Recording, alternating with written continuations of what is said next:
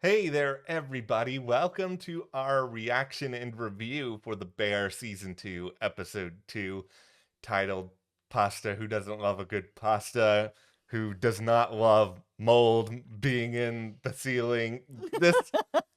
That is the funniest moment through anything I have seen of The Bear so far, at least for me. It's a reminder, oh, this show can actually be a comedy. I knew it was coming. Like the moment he started to knock it against the ceiling, I was like, okay, this is obviously gonna happen. But when it did, it still made me laugh so hard. No, the thing that killed me was like after he was just like, "Is that all you got?" And they threw an extra thing down on him. It was Richie, amazing comedy. It was so funny. This, this episode had that. It had a lot of other stuff mixed in here though as well. Like we are continuing our journey towards the restaurant actually being open. Yep. I mean, this started out with 12 weeks till opening. So, I mean, there isn't much time. There is not much time, that there's plenty of time for a lot of things to go wrong, and they probably will go really wrong, really kind of just across the board here, if we're being honest. Absolutely. I mean, and Carmy, no time for love. Carmy. You're going Okay. to give somebody the wrong number. Why not just be like, sorry for your luck? Yeah, you have no problem screaming your head off at people in your restaurant. You have no problem eating a donut off the floor, I but know. turning someone down and being like, I don't want to talk to you, that's your problem? Yeah, it is. Okay, we'll get a little bit more into that, a whole lot more here. But of course, before we go forward, be sure to join our Patreon. Check that out in the description below. Every Monday night, we have a Mhm. live stream over there talking all about the bear. We are also covering right now What We Do in the Shadows. Yeah. Really, really funny show. We have Only Murders in the Building as well. Yeah, and I mean, there's lots of stuff coming up. The Changeling brand new show over on Apple TV is going to be coming up really soon, like Yeah, next week. Daryl Dixon, Walking Dead, also coming up next week. There's a lot going on here, so hit that subscribe button. Okay, yeah. let's talk about Carmy's decision to basically say no to Claire. We heard him give his phone number earlier on in the episode, and it ended with a 1. And then we get to this scene at the end where he's speaking to Claire, someone who's very clearly interested in him, that she's known him for a while, sort of on and off throughout, I guess, the community. And then, she says this thing that makes it very clear that she's interested, that she Yeah. remembers this very specific thing about him, to be like, how could I forget? How could I forget the bear, sort of Yeah. thing? And she's kind of like, okay, so they made this little joke. Oh, you're going to owe me $1 million. I'm going to need your phone number. Then I'm going to need your information. Yeah. He gives her almost the right number and changes the 1 to a 2 at the end. And it is another reminder of just how lonely Carmy is, and that he feels he needs to stay in that spot.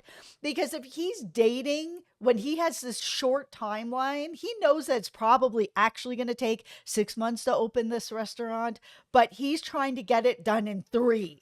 Ah, There's no time for Carmy love at this moment. But instead of just being like, hey, this is what's going on, I am interested, can't see you till after this point, he's just like, wrong number. Oh, it so sucks. okay. I'm gonna put the tinfoil hat on here for this.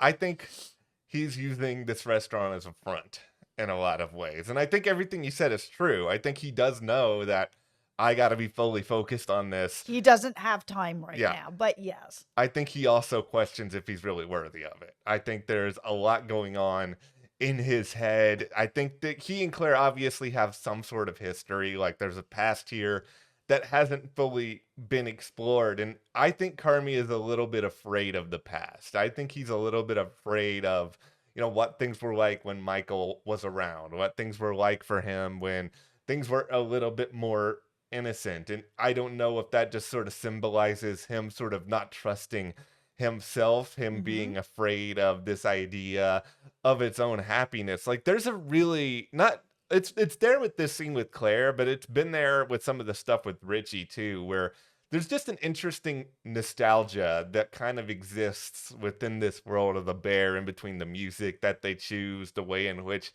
that these characters reminisce. But there's something about Carmy where he feels like looking back is almost getting stuck in quicksand, and he's afraid that if he does it too much, he won't be able to climb his way out. And it's just interesting to me when this happens, because it seems like, we saw that dinner scene with Michael back in season one, that he seemed reasonably happy, and Claire doesn't seem like a horrible person. She seems nice enough. It seems like she's someone who could bring him some element of happiness, but he doesn't want to do it.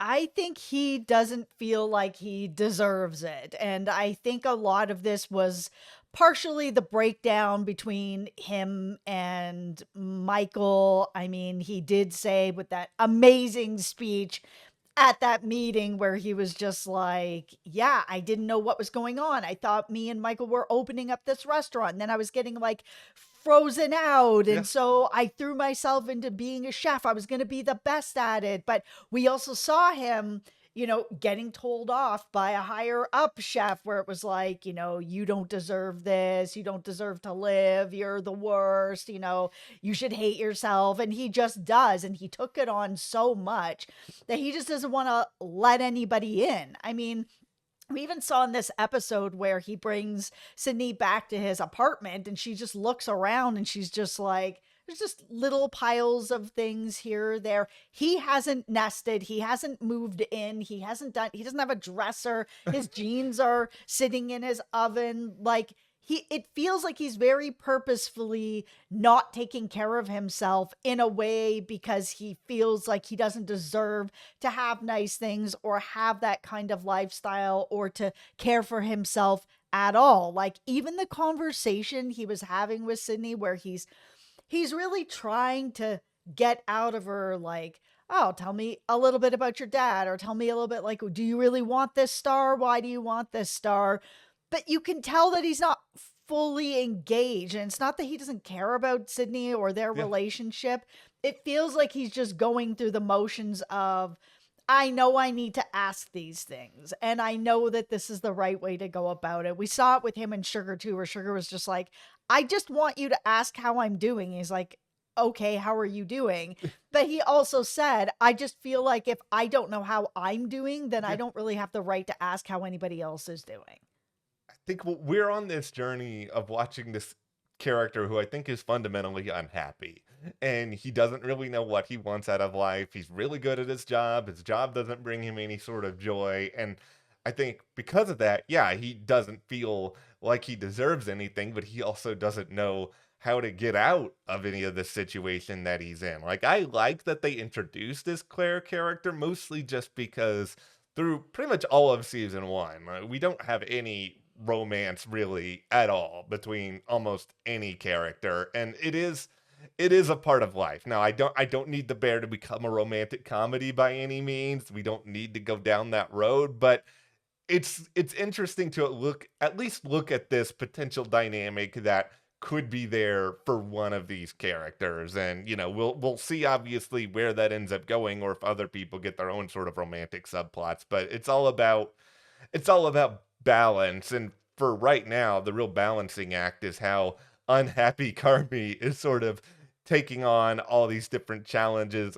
in his life and struggling to really wrap his head around any of them. No, I was glad to see Claire show up, but I was also glad to see Carmy give the wrong number because this isn't the time for him to be in a romance, but at the same, like, he's not ready. It's not even like just everything that's going on with the restaurant. Like, he's not taking care of himself. We've seen it in the Yeah. apartment. We've seen it in so many different ways that if he's not taking care of himself, then what is it that he's able to give to somebody else in a relationship? He's not there. Let's talk about this Michelin star debate here for a moment, because fundamentally, I get where Carmy is coming from here. He just, there's a lot of questions of, am I good enough? Do we deserve this? Do we not deserve this? Does the star really even mean anything? And I think fundamentally, I am on the same page as him, where it's like, if the food is good, who cares if like some, snooty restaurant group is like, here's a star. But at the same time, I understand that it is a nice pat on the back. It's something that can make a lot of money for your establishment. Like there is a value to the star that I think Sydney is able to recognize. There's a greater value of good food and word of mouth. I mean, Yeah. I've never eaten at any star restaurant, but the omelet place down the street from me makes the best omelets I've ever Yeah. had in my life. And they don't have any stars. They just have an amazing chef that just can make such a good Yeah. omelet, like a 10 out of 10. It's not wet, everything's cooked. It's so good and it's bang on every time. And, if they had a star on the restaurant, then, my really good omelet is now gonna, instead of cost me like, $17, it's gonna cost me $100.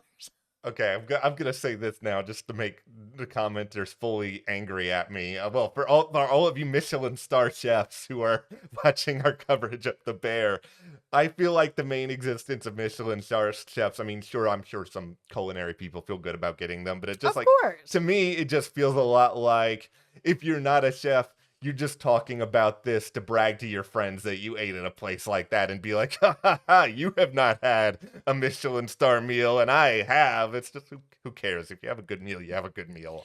Okay, let's talk about Sydney a little bit since we touched on her, Yeah. where she was talking with Carmy a little bit, being like, yeah, it's my mom's birthday. She doesn't reveal that her mom has passed, which is, seemingly where we are with this. She doesn't ever really say that that's what's happened, Yeah. but we see her at dinner with her dad where they have like a little cupcake that they're both sharing a wish for her mom. So her mom not there anymore. And there's a really interesting talk here with her dad too, which I think a lot of young adults go through with their parents when you've got, a young adult who's like, I want to be an artist, or Yeah. I want to be, a YouTuber. I want to be something that doesn't really make any money. Yeah. You don't understand. And it's just like, yeah, the parents are just like, oh my God, no, I don't understand because, you could be working over here, cousin so and so has a job for you. You could be actually just making money and having a good life. And parents want the best for their kids. Yeah, of course they want their, heart and mind fulfilled and, fed. But at Yeah. the same time, you also want actual food on their table as well. And it's hard to understand where Sydney is coming from, where she's just like, yeah, I'm not getting paid right now, but I will be like once this all comes together. It's hard for both of them. Yeah. It's hard for both of them, and I fundamentally I understand where both of them are coming from. Where he feels like I really want my daughter to make money, be successful. I know of a potential opportunity for her. She can go over to the airport. It's at the same time. I've been to O'Hare. O'Hare's crazy. I wouldn't want to work at O'Hare.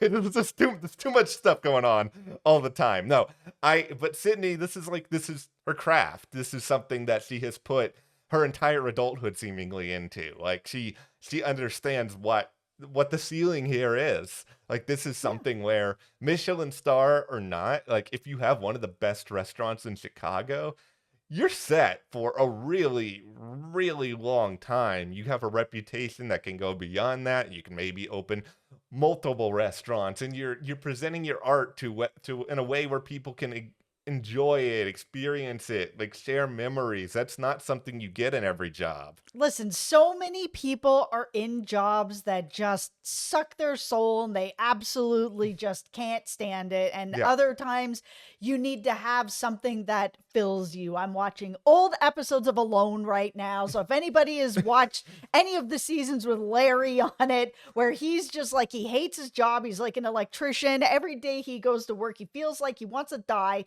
And then he goes on this show where it like is feeding what he actually needs inside of him. So sometimes if you're able to do that with your career, where it's like, okay, it may not be making the most money, like YouTube. We're YouTubers. It Yeah. doesn't make we're not living in a mansion over here eating at Gordon Ramsay restaurants. Yeah. But it feeds your soul, right? Like we don't have a lot of other people that we get to talk to about TV in our lives. We come to YouTube so that we can connect with other people. They're watching the same shows as us or Yeah. recommending us shows like The Bear because we weren't covering this until we were recommended by you guys, and it feeds our souls.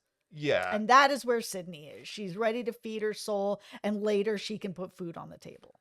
Yeah, and I think a lot of people are going to make the argument that, oh, it's a generational thing, her father's of a different era. He doesn't view things the same way, but they were chefs 30 years ago as well, and that's why I always feel like that answer, I'm kind of always iffy about it. It's just that he's just different perspective because he's a different person, a different sort of career path. All these sort of things factor into all of that. But I really like the storyline for Sydney. I mean, Mhm. granted, I just really like Sydney in general, and I think it's going to be leading to an interesting place because I said this in the premiere that I still feel like this restaurant is going to open, and I feel like they're going to have some success, but they're going to have some major bumps in the road along the way. I mean, Sydney's already quit this job once, so we'll see where it goes with that. All right, let's talk about Sugar. Sugar is pregnant. Yeah, And as soon as they started mentioning, like, oh, you don't look that good, you look green, I'm like, okay, so she's pregnant.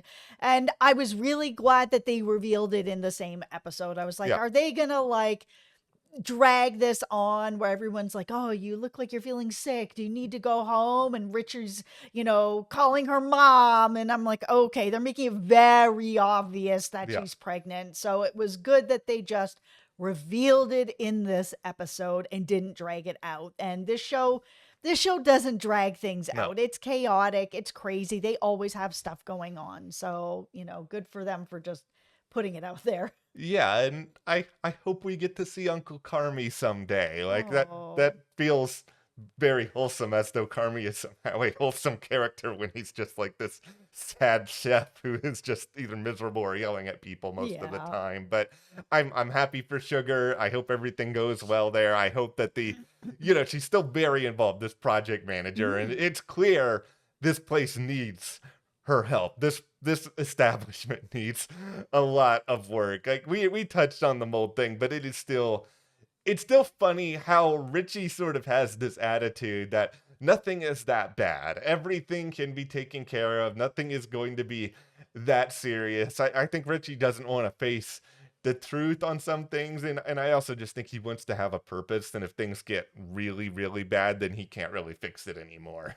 Moving the lockers was the right choice. They needed to know that that was a problem. Like, yeah, it's going to take a little more time and cost a little more money, Yeah, but if they want that was going to become a problem at some point. Like, it's yeah. better just to get rid of that problem now while everything is happening. They're, painting, scraping paint, just move the lockers, find the problems, deal with the problems, and that way you can go forward with a nice clean slate. One other story, and this isn't a big surprise at this point. I think this is a really good episode, but like even Ebra and Tina and their storyline going to culinary school, I really liked Ebra's initial reaction to this Mhm. because he was very much sort of like, why do I need to do this? And I feel like that's something that a guy in his position would say, where you're like, I've been working in this career for what? Why do I need to go to school for something I already know? But I think once he gets there and once you really start to hone in on all of this, you start to understand that there's never anything wrong with continuing to build your knowledge base, to continue to get better. It is a gift, it is an opportunity, but I like that it's not something that he can see right away. That's sort of a big thing about this show is that every character in here is flawed, but I think so many of them are. Sometimes it takes a little extra convincing, but they are willing to learn and they're willing to grow and change. I loved seeing Tina give him that bit of encouragement when he was really like, dropping things and things just weren't going. You could see that his confidence just wasn't there. That's Yeah. one thing to be working at this shop for all these years and feel comfortable doing what you're doing. And then it's another thing to have a teacher kind of over you, not judging you, but checking out what you're doing so that they can help, they can correct, they can, teach all that sort of stuff. It gets really intimidating to have Tina on the other side being like, you got this, don't worry about it, you're gonna be great. I was like, man, her character has really come around. She is so inspired now. She really is, and that's why I'm scared for the rest of this season because I I love what Tita's getting so far this season. Yeah, me I'm too. so invested in this restaurant working. Sydney's putting her all into it. And I just, because I care so much about these characters, I'm really, really worried that some sort of massive shoe is going to drop later. Of Something's not going course. to work. Of course. I, Absolutely. It's going to drop. it can drop, but it can't kick their butts out of the restaurant. Like I really want to see this work. I'm so invested in these people. We'll wrap all this up before I give myself nightmares. But thank you guys so much. Join our Patreon. We've got that link in the description. And thank you to all of our patrons for your support. We'll see you here next time.